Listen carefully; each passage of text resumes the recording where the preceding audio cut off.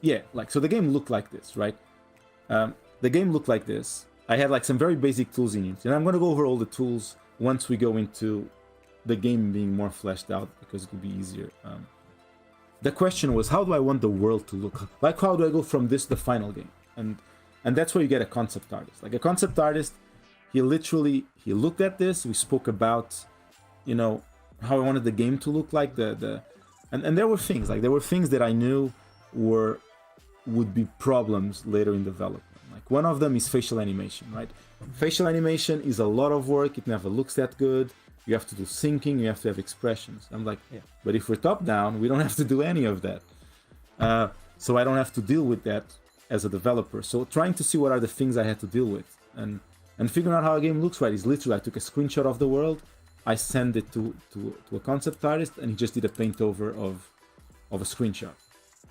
Right? This was literally a screenshot that looked, let me get a screenshot like this, and then he just did a paint over, right? And a lot of questions start to come in, like about like, what's important is what's happening inside the floor. The walls are almost a frame to the picture that's what's inside the wall. So suddenly we're having conversations about the colors of items.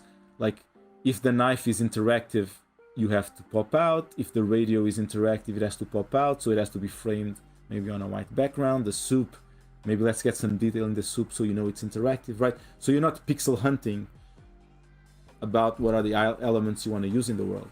So just hiring someone to do a concept art, like, it was huge. It was a big understanding of what is going to be to take this into a final game. And then once I know this, right, I can go into the 3D artist, and that's what happened. Then I was like, now let's get a 3D artist who's going to start kind of figuring out how to make a stylized world. So the reason for the stylization that I wanted to go for was, the goal was, if you kind of like, if you close your eyes a little bit and everything is out of focus, it has to look real. But if you open your eyes, clearly there's brush strokes, it's an indie game, right? There's no attempt. The realism will come out of the real-time global illuminations, the way the characters move. That's what's going to ground the world.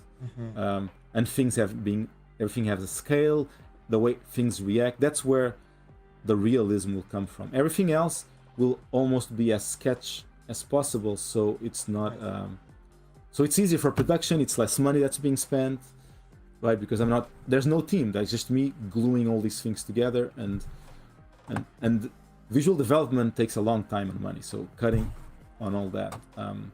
So this kind of informed, so I could go into a 3D artist, right? And I was like, look, we have this couch, this was the end result of the couch. Like, how do we make a couch for the game? It has to be realistic, which means we need some folds, but we don't want to be doing every single fold. Could be some brush strokes that simulate folds.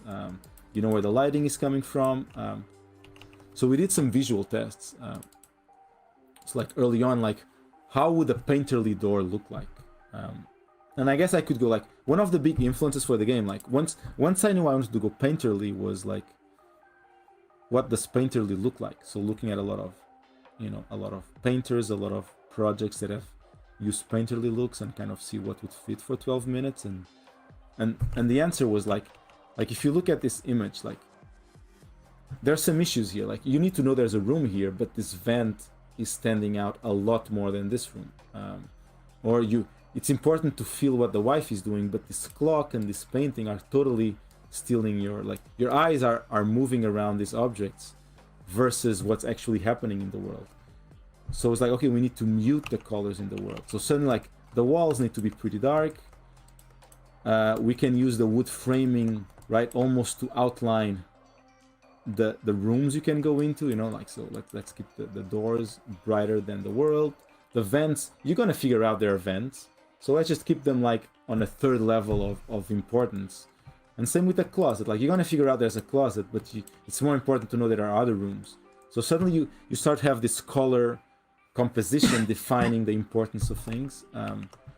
So yeah, there were some visual tests, like, this kind of looks like what's final, but this was pretty big for us, where he was doing like some big blocky shapes, and you could get what the objects are. You don't need more than this. You don't need to we don't need to be modeling. We don't like.